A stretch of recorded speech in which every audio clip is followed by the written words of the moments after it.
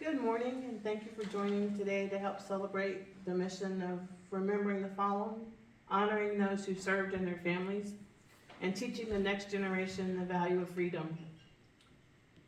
I ask that you would please start this morning with a moment of silence to remember those fallen prisoners of war and those missing in action.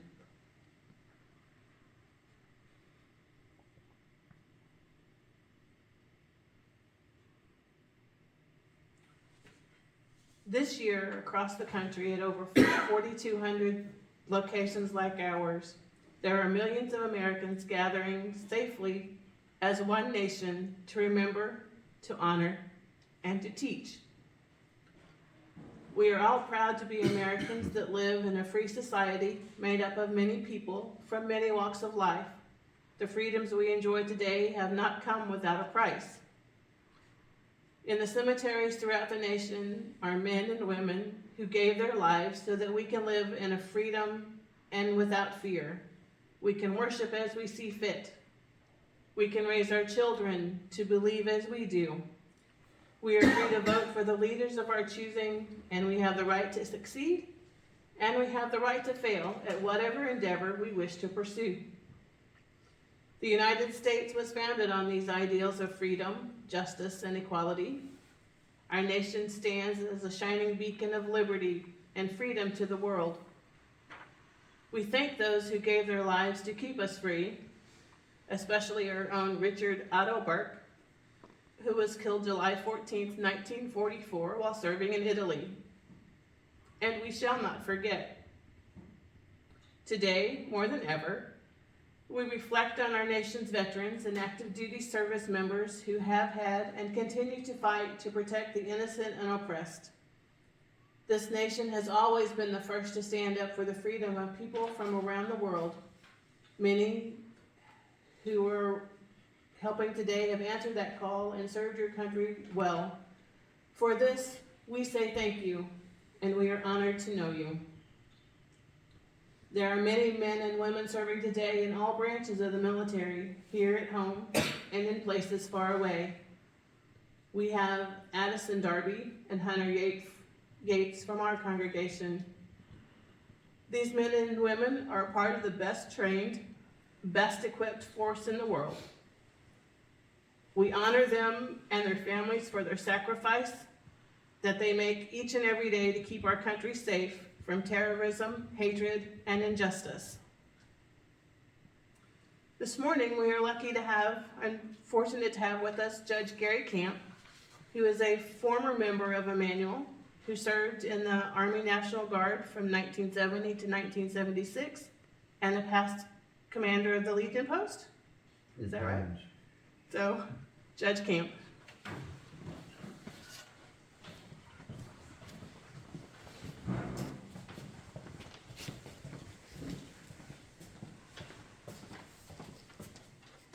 So first of all, I want to thank you for the opportunity to come in and address this, and it's an honor.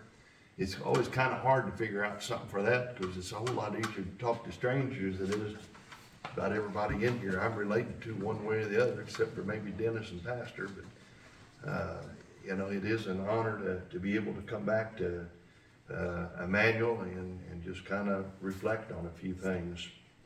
We kind of talked off the record, but I've got, as part of your honored veterans today, my great-grandfather Ferdinand Long is buried in the cemetery, and then on the new cemetery, Grandpa Albert Siebert served in World War I, and of course, most everybody here knows my dad, and he was a World War II veteran. So I have some veterans in there, and I'm proud of them all, and I'm proud of the work that they've done. Tilson is blessed. We've had a lot of our members, the ones that are buried here and the ones that have been buried in some of the surrounding cemeteries that were veterans, and they served their country admirably. As you mentioned, Richard Burke, who we've honored at the American Legion Post with a memorial, was one of the brothers of sons of this congregation who made the ultimate sacrifice. And to my knowledge, I think he's the only member of this church that was killed in action in the military.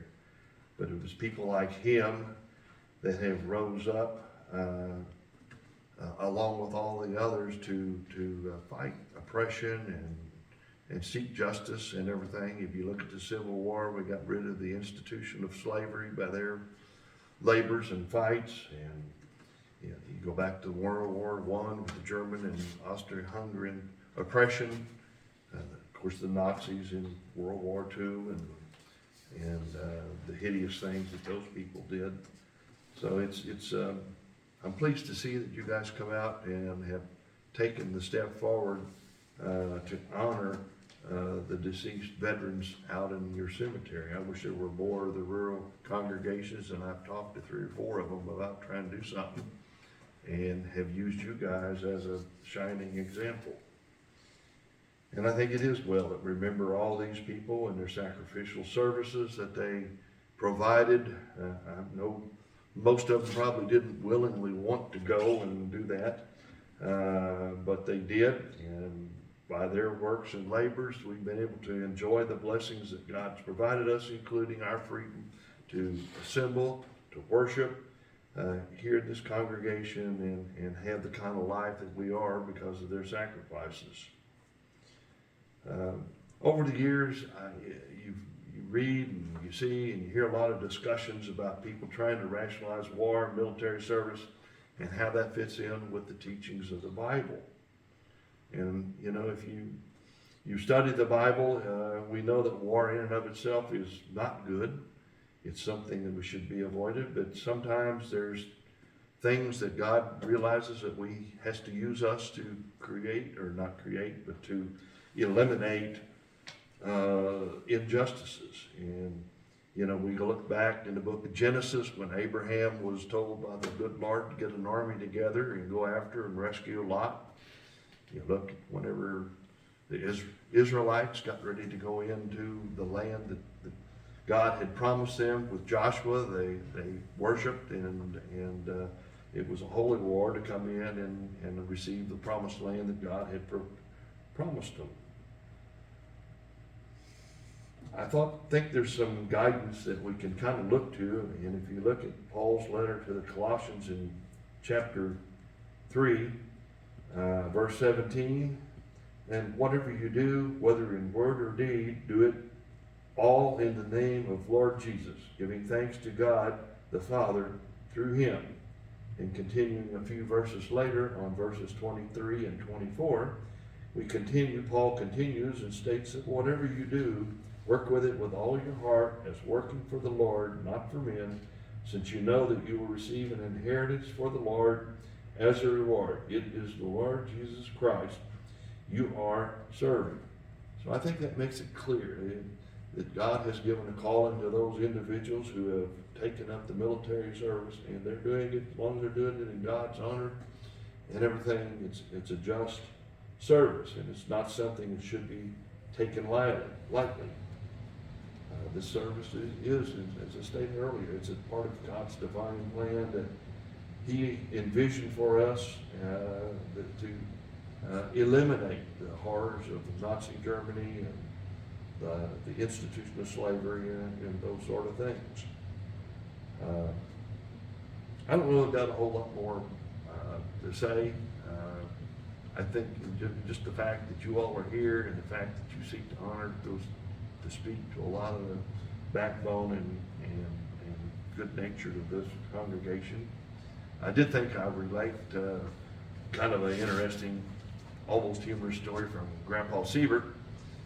He did not want to go, and he was afraid to go to war. And then when he got his draft notice, I was up in Kansas City at the World War I Museum, and if you haven't been there, you need to go. It's a fascinating place.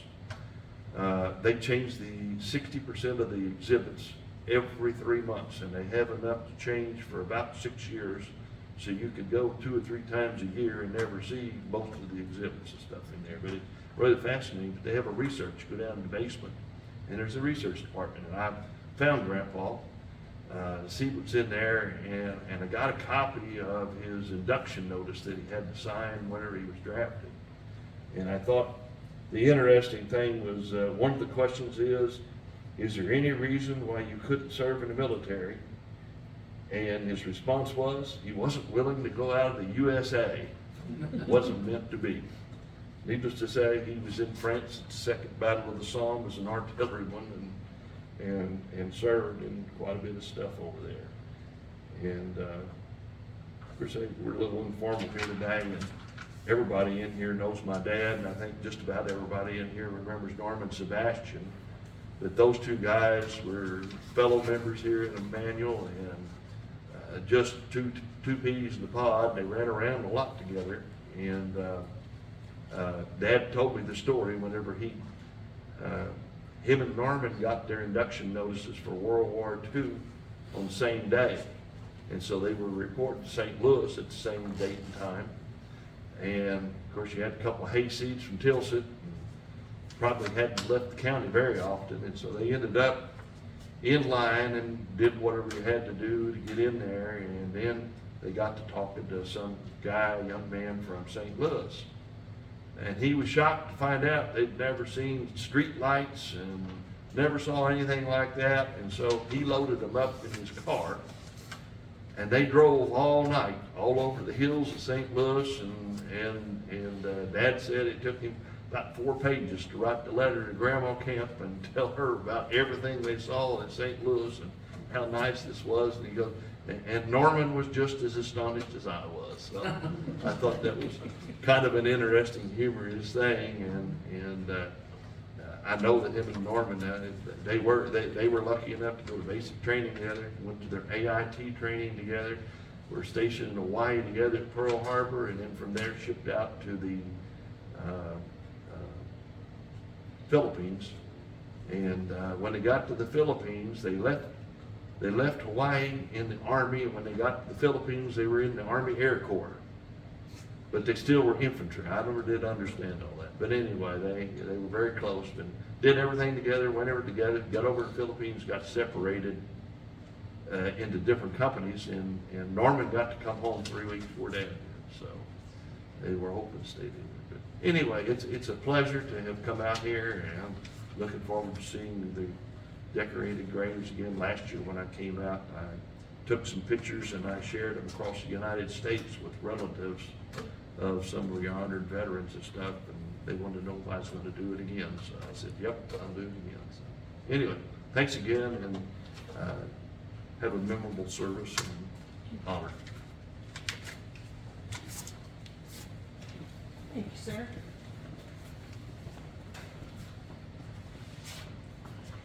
You see in front of the room a wreath for each branch of the military service. There's one for the Army, the Navy, the Marines, the Air Force, the Space Force, and the Coast Guard, as well as the Merchant Marines. But the last one is for the veterans who didn't,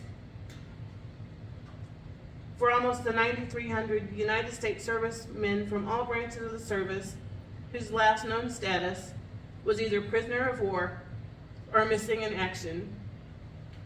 These individuals have never returned to their families and homes. You shall not be forgotten. In closing, if we could please stand and say the Pledge of Allegiance.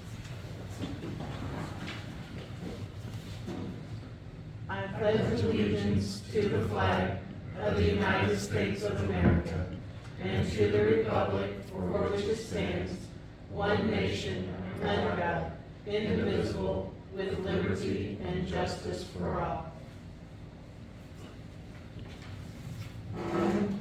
Now we'll continue outside to lay the wreaths on the veterans' graves. Thank you for helping this morning. Ferdinand Long.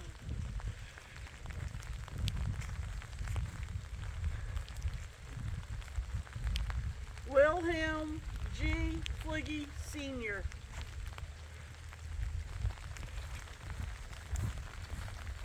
Conrad Myers.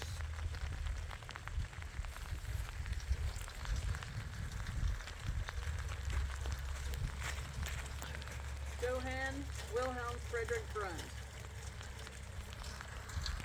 Henry Hansfield.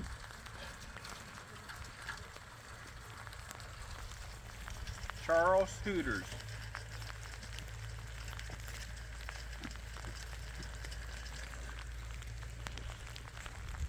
Henry Willie.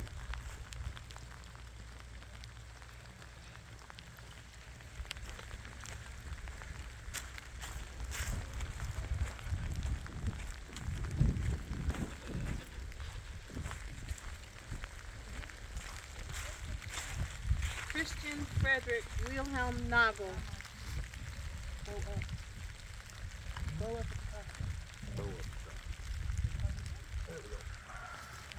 One. August Heinrich Meyer.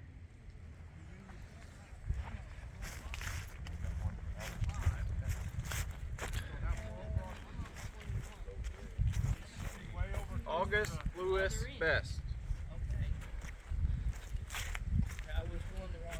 Hugo Henry Sebastian.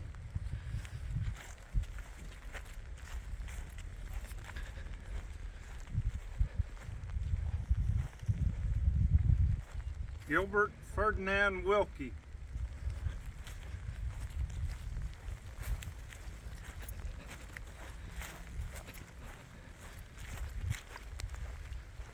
Clinton Earl Wages.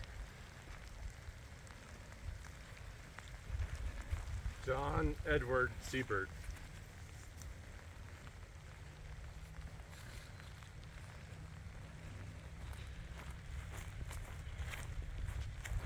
Edgar Louis Mull.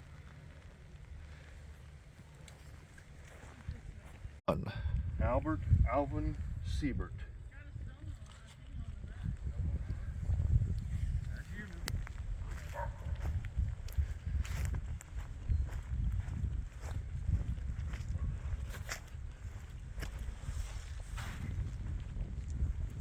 August Osage Jr.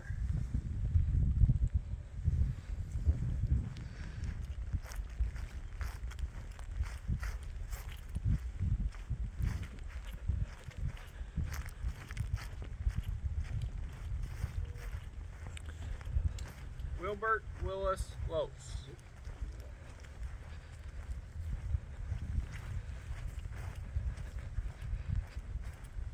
Albert Leo Mull.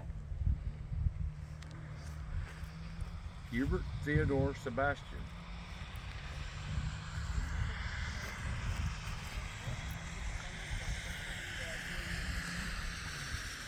Leroy Harrison Sadler.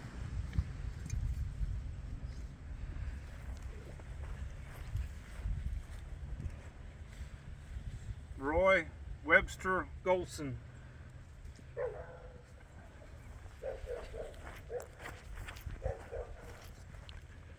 Freeman Herman Sebastian.